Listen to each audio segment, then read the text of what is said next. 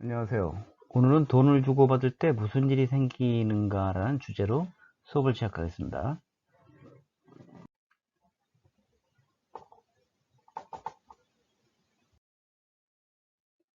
5만원으로 할 수 있는 것은 무엇일까요? 청바지 한 벌? 맛있는 친구와 식사를 할 수가 있겠죠. 꽤 높은 금액에. 그 다음에 친구 생일 케이크도 살 수 있고. 근데 이 지폐를 살펴보면 단지 종이 조각에 불과하는데, 어째서 이렇게 단순한 종이 한 장 이런 가치를 지니게 됐을까요? 이제 한국은행에서 5만원의 가치를 보증하겠죠. 그죠? 자, 그렇기 때문에 우리가 이 5만원을 갖고 여러 가지 일을 할 수가 있는 겁니다. 이 5만원이 처음 등장했을 때, 지하 경제가 확대되거나 은밀한 거래에 사용될 가능성을 제기하는 우려의 목소리가 많았습니다. 실제로 한국은행에 의하면은, 그 회수율이 2019년도에 64.8%에 불과했는데, 그나마 증가한 거라고 해요. 그래서 다른 그 지폐와 비교해서 5만원권 발행이 이제 증가하고 있대요. 이 사라진 5만원권은 어디로 가고 있을까요? 은행을 거치지 않고 검은 거래에 주로 등장한 것이 음료수 박스 사과 상자죠. 신권 5만원권은 음료수 박스에 약 1억 원, 사과 상자에는 무려 6억 원이 들어간다고 합니다. 먹고 입고 인간관계에도 충분한 역할을 하는 것이 돈이지만 검은 돈으로 사용될 수 있는 것도 돈입니다. 통계적으로도 5만원 지폐가 은밀한 거래에 사용되고 있을 가능성이 충분해요. 돈은 어떻게 사용하냐에 따라 다양한 가치로 환원됩니다.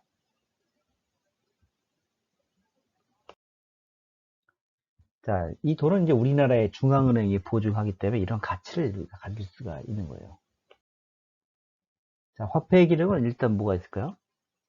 만일 어떤 사람이 농사를 지어 쌀을 수확했다고 가정해보죠.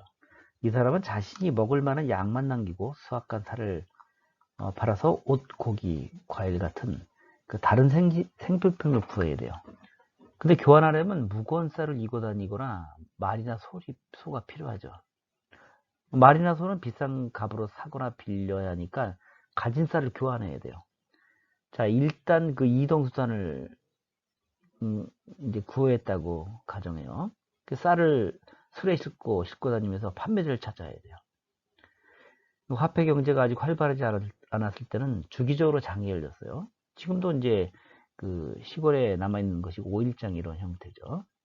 앞에서 살펴보았듯이 농부가 쌀을 직접 판매를 하면 자신이 원하는 물건의 가치보다 더 많은 쌀이 들어가요. 이게 판매 비용이죠.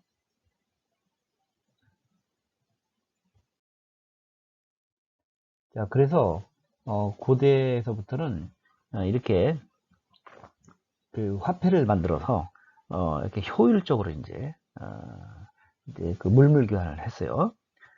자, 실제로 중간 상인이 그 생산자에게 쌀을 구매해서 소비자에게 판매를 해요.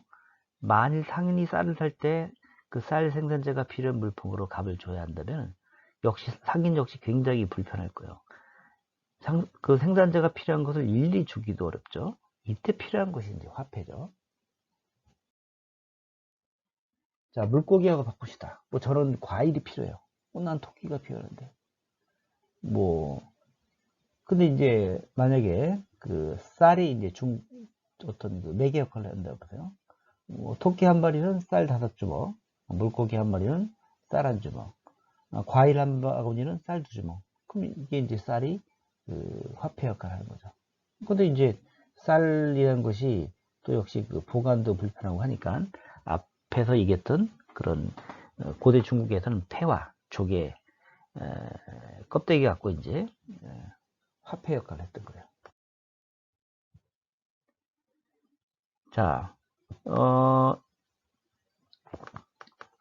이렇게 화폐는 그 수송 보관 과정에서 불필요하게 손실되는 물건과 에너지 낭비를 줄여요. 그리고 부의 축적을 편리하게 하기도 하고, 쌀 100가마니는 오래되면 썩지만 화폐는 그렇지 않죠. 다른 물건과도 편리하게 교환할 수 있어요. 만일 화폐를 사용하지 않고 물건으로 교환한다면 그 과정에서 시간이 걸려 물건이 썩을 수도 있어요. 거래할 때마다 물건을 일일이 날아야 하므로 수송의 에너지도 필요해요. 화폐를 사용하면 거래 과정에서 가치 하락을 줄이는 거죠. 내 물건의 손실을 줄이면서 다른 물건과 교환할 수 있겠죠. 이처럼 화폐의 중요한 길은 물질 순환이에요. 뭐 일설에 의하면 사람들 사이를 돌고 돌아서 돈이라고 한다, 이렇게 말을 하는데, 돈이 순환하게 하는 제한은 자연의 산물이에요. 근데 자연은 끊임없이 순환하죠. 순환은 중요한 기능을 해요. 고인물은 썩듯이 순환하지 않는 그 자연은 건강하지 못해요.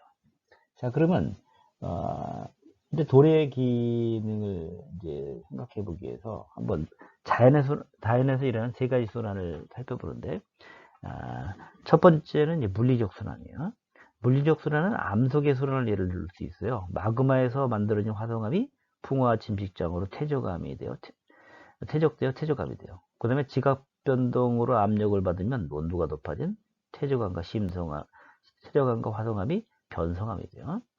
그래서 화성암, 퇴적암, 변성암이 더 큰 지각 변동으로 지하에 내려가면 마그마가 돼요. 또 마그마는 다시 화성암이 돼요.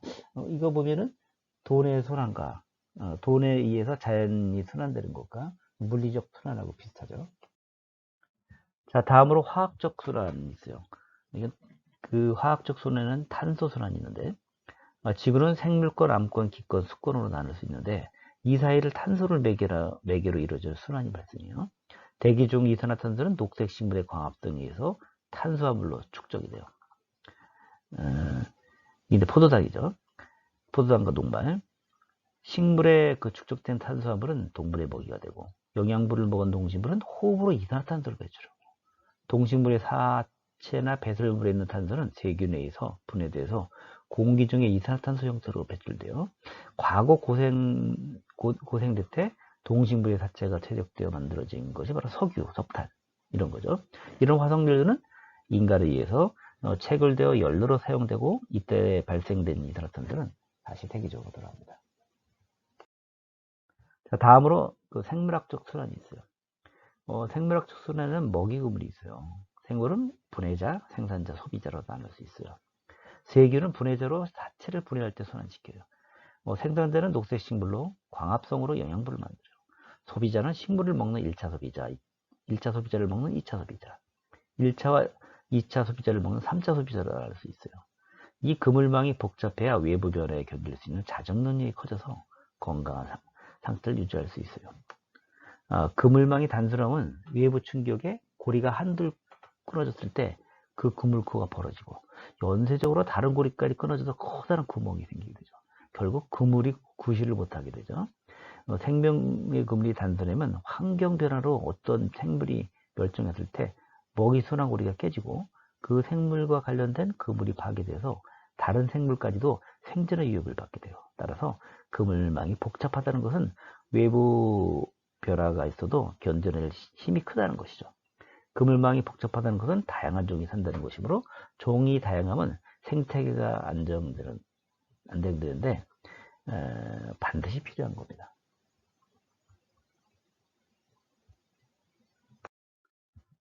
자, 이 세 가지 순환은 별도의 순환 체계가 아니라 서로 연결이 됐어요. 그래서 이 순환이 세 가지가 잘 이루어져야지 자연교선이 건강하게 되는 거죠. 자, 경제도 이렇게 순환을 해요. 경제 순환과 자연에서 일어나는 순환이 똑같지는 않지만 비슷한 면이 많아요. 그 경제 순환을 일으키는 핵심 도구는 돈이에요. 돈이 원활하게 돌면 재물이 원활하게 이동해요. 생산이 증가하고 소비가 일어나는 것이 경제 원리예요. 근데 이것이 막히면 불황이 오고 인간의 생활은 궁핍해져요. 최근에 나라에서 코로나 사태로 이제 경제가 어려지니까 재난지원금을 주잖아요. 이것도 마찬가지예요.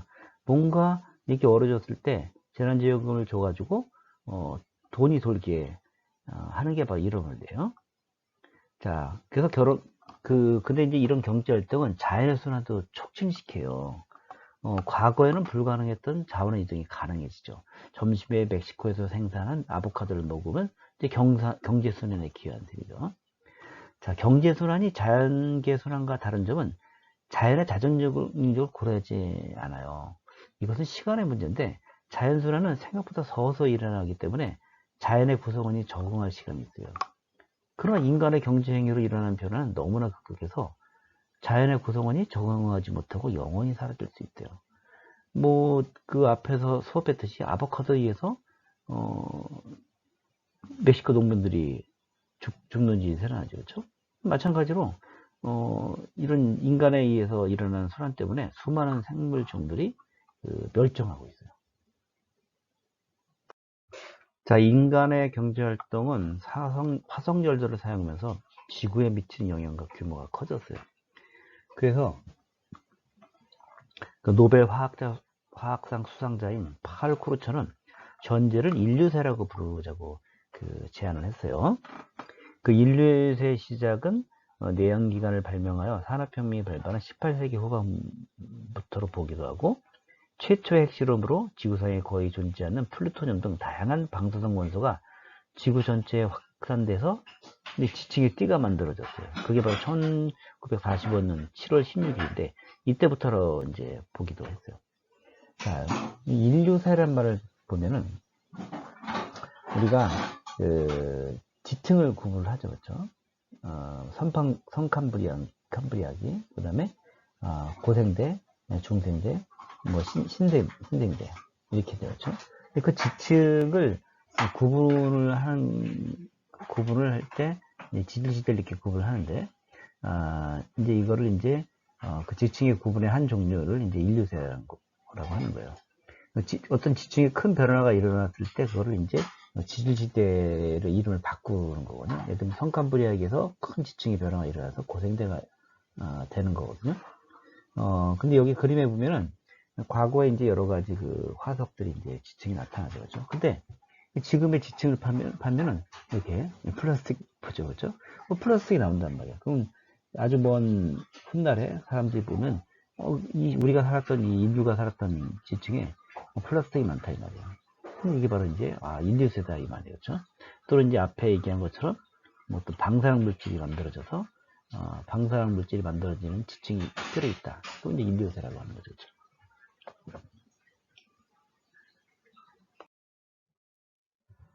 인간의 활동이 화폐 경제에 의해서 그 물질 순환의 속도를 높였어요. 그 과학기술이 발전이 더해지면서 마침내 지층의 변화를 줄 정도로 영향이 커지려고 하고 있죠. 근데 인간의 욕구는 만족을 모르기 때문에 자연에서 자원을 얻으려는 과학기술은 계속 발달할 거예요. 그 화폐량은 지금도 멈추지 않고 계속 끊임없이 증가하고 있어요. 화폐는 언제까지 팽창할 수 있을까요? 지금 코로나 사태 때문에 미국에서 화폐를 막 찍어내고 있죠. 언제까지 돈을 찍어낼 수 있을까요? 그 화폐의 기능은 교환이에요. 교환 대상은 뭐 서비스, 예술작품, 뭐 자연 등 여러 가지 있어요. 예를 들면 어떤 사람이 그 그림을 샀어요. 근데 알고 봤더니 이거 10만 원에 샀어요. 근데 알고 봤더니 이게 고흐의 작품이에요. 100억 원에 팔았어요. 그럼 이 사람은 10만 원을 뺀 100억에서 10만 원을 뺀 99억 9,990만 원의 소득이 생겼어요. 이 돈 갖고 여러 가지 서비스를 받거나 또 물건을 할 수 있죠. 그것들이 어디서 나왔죠? 그러니까 자연의 산물이죠, 그렇죠? 그 교환이 된 거예요, 그렇죠? 자, 근데 이게 계속 가치가 이렇게 커질 수 있을까요? 이거는 결국 뭐냐면 화폐 가치는 자연의 양과 크기를 초과할 수 없어요. 과거 일본 경기가 호황일 때 일본 도쿄를 팔면 미국을 살 수 있다는 말들이 오가고 있었어요. 근데 이제 얼마 후 일본 경기가 하락하면서 이런 일은 불가능해졌어요. 일본이 계속 경기가 좋았다면 정말 도쿄탕을 팔아서 미국을 살 수 있었을까요? 과거 화폐를 발행 기간이 소요하고 있는 은이나 금의 총량으로 한정한 적이 있었어요. 그때는 이런 일이 불가능했었을 거예요. 왜냐면 지구상에 은이나 금의 총량이 한정돼 있잖아요, 그렇죠? 일본 사례는 과정을 해서 보탠 얘기지만 그 한 국가 안에서는 얼마든지 가능해요. 예를 들면 우리나라에서 가장 그 비싼 땅이 어디죠? 바로 명동이죠. 그렇죠? 시골 땅은 엄청 싸죠. 명동에서 가장 비싼 땅은 2018년 기준으로 1제곱미터에 9,130만 원이에요. 근데 우리나라에서 가장 싼 땅은 전라남도 그 조도면에 있는 임야로 1제곱미터에 205원이요. 뭐 이거는 가능하겠죠. 근데 국제적으로 이제 보면 이건 불가능하죠. 그렇죠?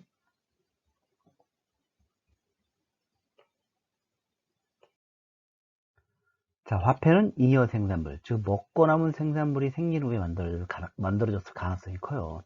자기 먹기도 부족한데 다른 사람에게 팔기는 어렵기 때문이죠. 그 초기에는 잉여 생산물을 교환하는 시장이 형성됐을 거예요. 거래량이 많아지니까 물물 교환이 불편해졌죠.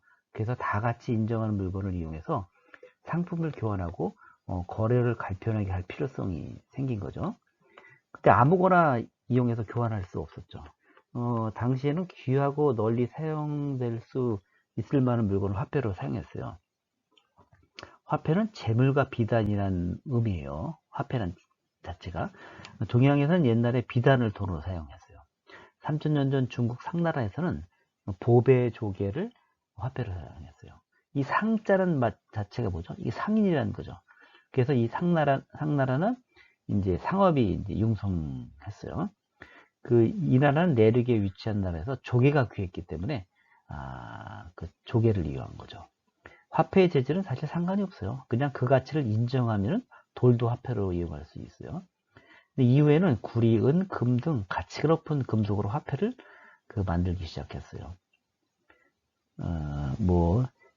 동본위제, 은본위제, 금본위제, 바로 이런 거죠. 그렇죠? 그러다가 이제 종이처럼 고유의 가치를 지니지 않는 것도 쓰이게 됐어요. 자, 다음으로 이제 은본위제, 금본위제에 대해서 이제 알아봅시다.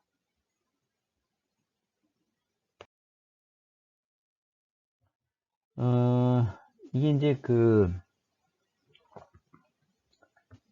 시대별 기축통화의 변화인데, 이제 여기 보면 이제 금이 많이 보이죠. 그죠? 예. 이 금화, 뭐 은화 이렇게 다 섞여 있고, 끝에는 이제 달러 지폐가 있는데, 화폐는 국내에서도 중요하지만은 국제 무역에서도 중요해요. 과거에도 국제 간 무역은 중요한 부의 축적 방법이었어요. 그런데 여러 나라가 무역을 하려면 공동의 화폐가 필요해요. 이것을 기축통화라고 해요. 현대 기축통화는 달러죠. 그렇죠? 기축통화를 국제적으로 교환가치 있는 게 이제 기축통화인데, 이제 달러도 쓰이고, 그 다음에 유로화, 그 다음에 이제 위안화도 쓰이고, 일본의 엔화도 일부 쓰이는데, 가장 중요한 것은 이제 미국의 달러죠. 최초의 기축통화는 그리스의 드라크마라고 해요. 그리스 정치가 솔론이 아테네와 페르시아 간 무역을 중단시키기 위해서 아테네 드라크마와 페르시아의 은화를 등가로 만들어서 유통했는데, 나중에 드라크마가 기축통화가 됐다고 해요.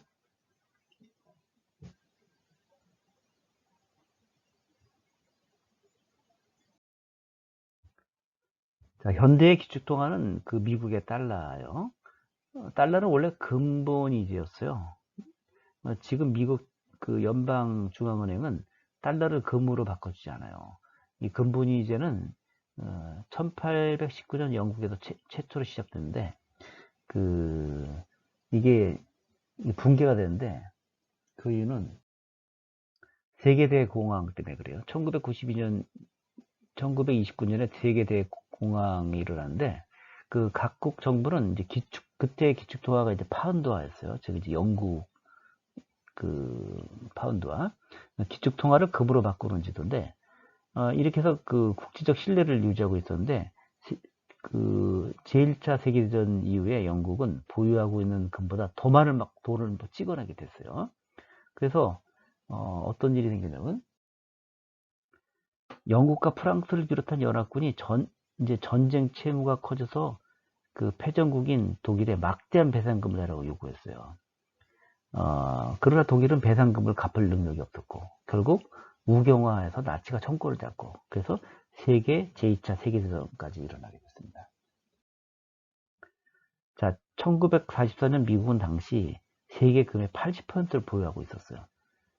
그래서 브레튼 우주 체제라는 것이 만들어져 가지고 달러가 세계 기축통화가 됐어요.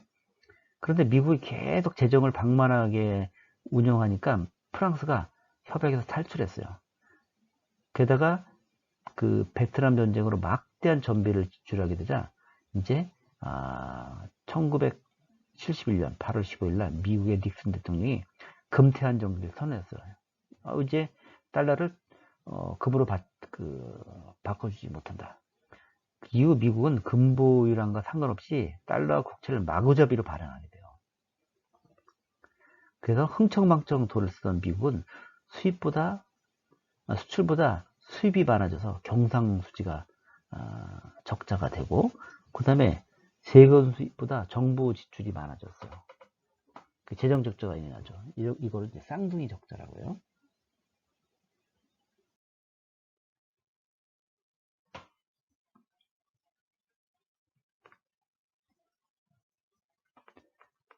자, 그 세계 모든 나라는 무역을 할 때 그 기축통화인 달러로 결제를 해요.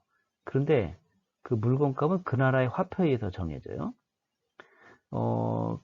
그 1985년 9월 22일 날 당시 레건 대통령이, 미국 대통령 레건이 미국 그 무역 적자의 가장 큰 원인으로 일본을 지목했어요.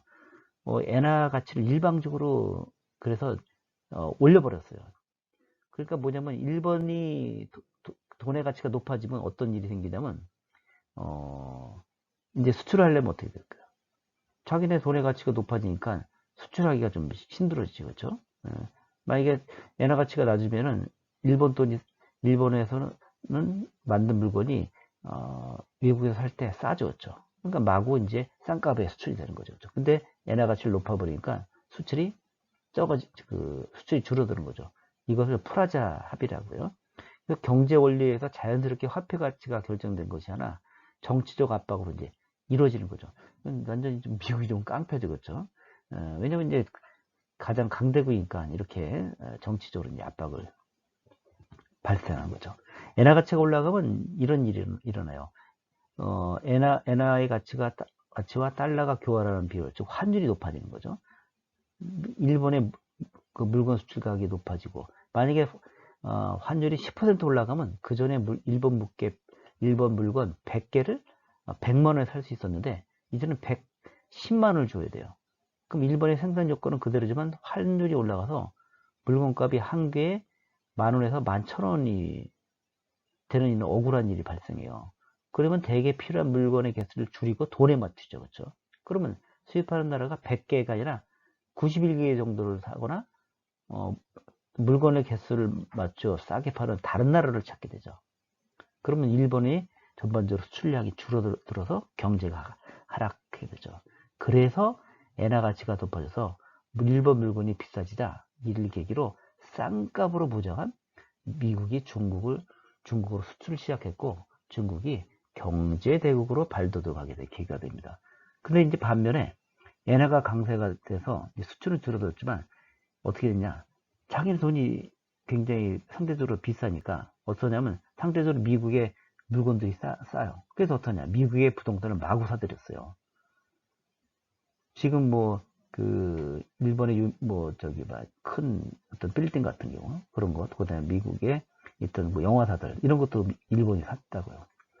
그런데 부동산 거품을 우려한 일본 중앙은행들이 대출 규제하고 금리를 올리니까 어떻게 되냐?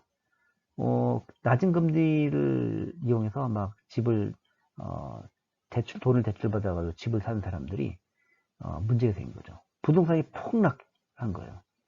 그래서 일본인들은 엄청난 손해를 본 거죠.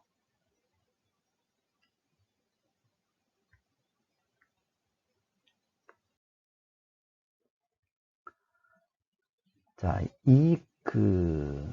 금융이라는 게 굉장히 이제 복잡한데, 이제 서브프라임 모기지론 사태라는 걸 설명을 하려고 하는데, 그거를 이제 설명하기 전에 이거를 좀 이해하면 좀 쉽게, 이거를 설명을 들으면 쉽게 이해할 수 있는데, 뒷고기라는 게 있어요. 자, 이 뒷고기라는 게 뭘까요? 아마 먹어보신 사람도 있을 거예요. 그죠? 이 뒷고기를 설명하기 전에 그 외국에는 이런 게 있어요. 그 빅쇼트라는 영화가 있는데 꼭 한번 보세요. 어떤 레스토랑에서 고가의 생선을 구입해서 생선조리를 팔았어요. 근데 그 생선고기가 비싸다 보니까 그 자투리 부위가 참, 좀 아깝죠. 그렇죠? 그래서 그 자투리 부위를 모아서 생선 스튜를 만들어요. 그러면 생선 뭐 신선하니까 별로 문제 없고 뭐 자투리를 팔아서 새로운 이익을 창출하죠. 그렇죠? 이 뒷고기도 똑같은 거예요. 이 뒷고기를 한마디로 뒤로 빼돌린 고기라는 뜻인데 우리나라 김해에 도축장이 두 곳이 있어요. 이곳에서 기술자들이 돼지고기를 손질하면서 조금씩 잘라내서 약간 도둑질이죠. 그렇죠? 포장마차 같이 허름한 음식을 팔았다고요. 근데 1990년대 들어서 도축장 관리가 철저하게 돼서 빼돌릴 고기가 없어졌어요. 그러자 돼지머리에서 분리한 여러 부위의 삼겹살, 목살 등을 섞어서 팔게 되었어요. 그래서 창품성이 없는 자투리 고기로 창의적으로 메뉴를 만들어서 새로운 수익을 창출하게 된 겁니다. 자, 이걸 잘 기억하세요.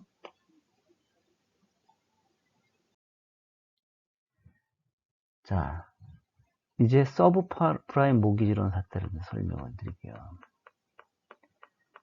2007년에 미국에서 이제 발생한 게 서브프라임 모기지 사태인데, 이 초대형 모기지론이라는 게 뭐냐면, 집을 살 사람들한테 돈을 빌려주는 거예요. 모기지론이라고 해요. 주택을 구입할 때 돈을 빌려주는 그 주택 저장 대출이 얘기예요.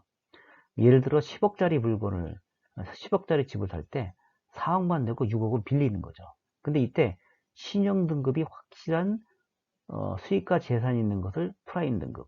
그 다음에 프라임보다 낮지만 어느 정도 신용이 있어서 돈을 떼어먹지 않을 것 같은 등급이 뭐 얼터네이티브 ART 등급이라고 하는데 ART A 등급이라고요. 근데 떼어먹힐 위험성이 아주 높은 그 등급을 서브프라임 등급으로 이렇게 해놨어요. 근데 2006년도 미국 주택 시장이 거품이 최고적으로 솟아올랐어요. 그래서 이때는 신용도도 낮은 사람도 돈을 빌려서 맞고 살 수가 있었어요. 심지어는 한 푼도 돈을 내지 않고 주택을 살 수 있었어요. 예를 들면 10억짜리 집인데 그냥 10억을 빌려주는 거예요. 심지어 이 사람이 신용도도 낮아요. 근데 거품이 꺼지고 경기가 나빠지니까 일자리가 줄었어요. 그럼 어떻게 되죠? 신용도가 낮은 그 서브프라임 계층들이 실직해서 빚을 갚을 수가 없었어요. 그러니까 이 사람들이 집을 팔기 시작했어요. 그 매물이 막 늘어나니까 어떻게 해요? 그 수요는 적은데 공급이 막 늘어나는 거죠. 그러면 매물이 늘어나자 집값이 떨어진 거죠. 그 서브프라임 계층들은 빚을 갚지 못하고 파산하게 됐죠. 그럼 이런 상황이 되면 은행은 저당 잡힌 집을 빼앗아서 그 낮은 가격에 팔아서 손실하려고 해요. 이렇게 되면 수습하지 못할 정도로 연쇄적으로 사람들이 파산하게 되는 일이 생깁니다. 이런 일이 왜 생겼을까요? 이 모기지론을 발명한 사람은 블라이드 마스터즈라고 신용 파생의 어미로 불리는 여자인데 블라이드 마스터스라는 여자가 영국 캠브리지 대학을 졸업한 다음에 이제 1991년 미국 투자은행 JP 모건에 입사를 해요. 이 여자는 1994년도 불과 만 26세 때 획기적인 발명품을 만들어요. 근데 이게 CDS라고 하는데 이건 뭐냐면 금융회사가 금융시장에서 가장 두려운 것이 뭘까요? 뭐냐면 돈을 빌려주는데 이 채무자가 돈을 못 갚아서 돈이 떼이는 거예요. 그러니까 예를 들면 한 금융회사가 어떤 회사에 그 회사에서 발행하는 회사차라는 게 있어요. 이 회사차는 뭐냐면 주식회사가 자금을 조달하기 위해서 채권이란 유가증권 이것이 그러니까 보증을 하는 거죠. 우리 회사에서 이런 유가증권을 만들어 가지고 유가란 것은 가치가 있는 증권이라는 것이에요. 그래서 자금을 모아요. 그럼 이 자금을 갖고 이제 회사를 운영하는 거죠. 그러면 회사가 잘 되면 이것을 산 사람은 이자를 받을 수 있죠. 그러니까 그 회사에다 투자를 하는 거죠. 투자를 할 때 투자하는 방법이 뭐냐면 그 회사에서 발행한 유가증권을 믿고 그 유가증권을 사는 거죠. 그렇죠. 그럼 이것이 회사가 잘 되면 이자도 받을 수 있고 값이 올라가서 팔 수가 있죠. 근데 기업이 망하면 큰 손을 보게 되지만 이거를 보험회사가 보험료를 받고 이 회사채에 지급보증하는 거예요. 이것이 CDS예요. 근데 이것이 굉장히 잘 팔려가지고 그 미국의 그 기업 파산 비율이 낮아져가지고 경기가 호황되는 거죠. 그래서 이 CDS가 금융시장의 최고의 발명품으로 이제 그 대우를 받았어요. 그런데 문제가 뭐냐면 이 블라이드 마스터스라는 사람이 만들 때 그 또 다른 상품도 만드는데 그게 이제 무슨 상품이냐는 것은 앞에서는 그래도 이제 어떤 우량 기업인데 이 우량 기업이 아니라 뭐냐면 한마디로 아까 뒷고기랑 비슷한 거예요. 자, 이것은 금융기관이 보유한 대출채권이나 그 회사채를 한데 묶어 만들어요. 그런데 문제는 뭐냐면 우량 채권들 사이에서 부실채권을 섞어서 판 거예요.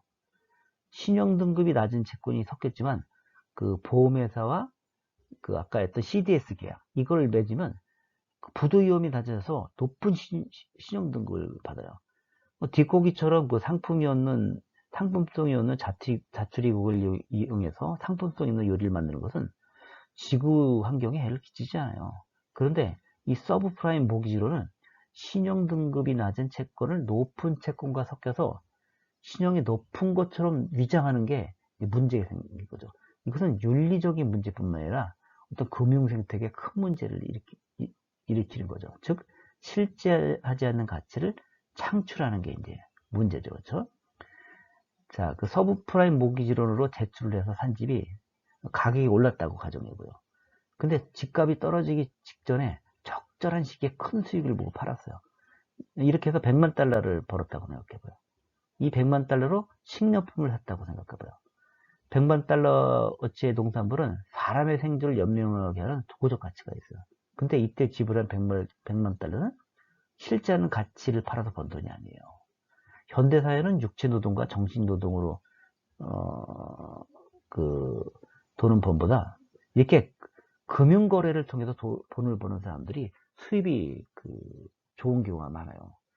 생태계가 정상적으로 유지되려면 각 구성 요소들이 건강하게 존재해야 되는데 서브프라임 모기지론처럼 신용이 낮은 채권을 신용이 높은 것처럼 속여서 돈을 버는 사례가 많아지면 어떻게 되겠죠? 이 금융사기로 통해서 번 돈은 불로소득이죠. 이렇게 번 돈으로 생태계의 자원을 없앤다면 생태계가 교란이 될 수밖에 없는 거죠. 자, 이제 화폐를 무분별하게 발행하면 어떻게 되는지 한번 역사를 통해서 말해봅시다. 13세기 세계 최대 제국은 원나라였어요. 근데 이 원나라는 중상주의 국가였습니다. 원나라는 유라시아의 광대한 영토를 확장하면서 화폐 유통을 장려하기 위해서 동전을 없애고 지원보처라는 지폐를 발행했어요. 이 화폐는 은으로 교환 가능한 태안화폐로 유라시아 대부분 지역에서 통용됐어요. 태안화폐라는 건 뭐냐면 이 종이돈을 갖고 오면 원나라에서 그에 상응하는 은으로 이제 교환해 주는 거죠. 원나라는 재정 지출이 필요할 때 세금을 무겁게 매기고 지폐를 마구 발행했어요. 당시 원나라는 약 100만 명의 몽골인이 고국 관리를 맡아서 지배계층을, 그 다음에 정치와 재정 분야는 약 100만 명의 생목인들, 위그르족, 탕구르족, 아랍인, 유럽인 등이 맡아서 준지배계층을 이루는 구조였어요. 그리고 7천만 명에 달하는 남인과 한인은 하급 관리나 생산직을 맡았어요. 이들은 과도한 세금에 시달렸던 반면에 지배계층은 사찰 향락에 빠졌어요. 특히 왕실은 라마교에 침투해서 대규모 사찰을 건축하고 화려한 법회를 열어나 국고를 탕진했어요. 이에 유지화폐가 등장해서 경제가 교란되고 마침내 초인플레이션이 발행해서 국력이 약해져서 멸망하고 말았어요. 물론 지금은 13세기가 아니에요. 과학기술이 월등하게 발달했어요. 생태계 부양 능력, 즉 지구가 동식물을 먹여 살릴 수 있는 능력은 과거나 지금은 같지만 자원을 이용한 과학기술은 점점 발전하기 때문에 통화량이 많아져도 화폐 가치가 쉽게 떨어지지 않고 있어요. 과거부터 원유가 고갈될 것이라고 경고하는 학자들이 많았지만 북미 대륙에서 엄청난 양의 오일 샌드가 발견돼서 그 예측을 이제 무색하게 만들었죠. 그러나 조금 시간을 연장했을 뿐 이용 가능한 지구의 자원은 고갈될 거죠. 지구 자원이 한정되어 있다면 우주에서 그 답을 찾을 수 있을까요? 인류는 오래전부터 화성 식민지 계획으로 지구 자원의 한계를 벗어나려고 하고 있었죠. 당연히 우주를 개척하는 일은 그리 쉽지 않아요.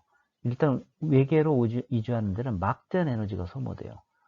얼마나 많은 사람이 화성으로 갈 수 있을까요? 이주가 힘들다면 화성에서 자원을 채굴해서 지구로 보내면 될까요? 모자라는 지구의 자원을 보충할 수 있지 않을까요? 하지만 보내는 자원의 가치보다 보내는 데 사용되는 에너지가 더 클 수 있죠. 우주 식민지 개발도 실패하면 돈이 있어도 더는 자원을 할 수 없다는 의미죠. 그렇죠? 이런 지구의 멸망을 얘기하는 거죠. 자, 이러한 문제에 재생에너지가 해답이 될 수 있어요. 태양에너지 발전이나 풍력 발전은 실제는 가치가 있는 에너지를 사용할 수 있도록 만들어주는 장치예요. 20세기가 화석연료 시대라면 21세기는 태양 시대라고요. 여기서 이제 잠깐 선생님이 과도한 상상을 해볼게요. 만약에 태양 분위기 화폐가 있다가 하면 어떨까요? 우리가 현재 사용하고 있는 옷, 전자제품 등 대부분의 물건이 석유에서 만들어져요. 과학기술의 발달로 태양에너지로 물질을 만들어내는 기술이 발달하면 어떻게 될까요? 환경오염도 태양에너지로 해결될 수 있다면 태양에너지를 사용하면 인류는 우주로 나아갈 수 있는 시간을 벌 수 있을 거예요. 태양에너지가 화폐의 조건에 정확히 부합하는 건 아니에요. 화폐가 되려면 어느 정도 시소성도 있고 사용할 수 있을 만큼 많아야 하죠. 화폐의 조건을 정리하면 첫째는 가치를 측정하고 교환의 매개가 되고 가치의 저장이 있어야 돼요. 이런 면에서 태양에너지는 화폐로 사용하기 어려워요. 근데 이런 점을 극복할 가능성을 보여준 영화가 있어요. 여러분 가디언즈 오브 갤럭시 2 보셨어요? 이 영화에서는 소버린 행성에 사는 황금빛 피부의 외계 종족이 등장해요. 이들 행성에는 에눌렉스 배터리가 있어요. 이것은 태양에너지를 고에너지 형태로 저장할 수 있는 배터리예요. 상당히 교회에서 암시장에서 비싸게 팔려요. 만약에 영화에서처럼 태양에너지도 저장이 가능하다면 화폐의 조건에 부합될 수 있을 거예요. 공상과학 소설에 등장하는 첨단 무기나 무기가 현실을 만드는 경우가 많죠. 그러니까 이제 가능할 수도 있어요. 자, 앞서 말했듯이 이제 돈은 실제는 가치가 아니에요. 돈은 인간의 경제 행위를 지속하게 하는 목적이다, 윤활유예요. 원나라가 멸망한 것은 원나라의 통제 아래 경제라는 기계를 작동시킬 동기가 사라졌기 때문이에요. 기계를 작동시켜봤자 대부분의 사람들은 가난하고 엉뚱한 사람들이 이익을 얻기 때문이죠. 무조건 경제만 키우는 데 대한 지적이죠. 경제라는 기계가 작동하는 이유가 사라진다면 기계는 돌아가지 않을 거예요. 크기는 그대로 두더라도 최소한 대다수 구성원이 고루 실질적인 이득을 얻을 수 있어야 하겠죠. 이른바 지속 가능한 발전을 추구하는 것이 옳다는 데는 전 세계적인 합의가 필요하죠. 자, 오늘 수고 많으셨습니다.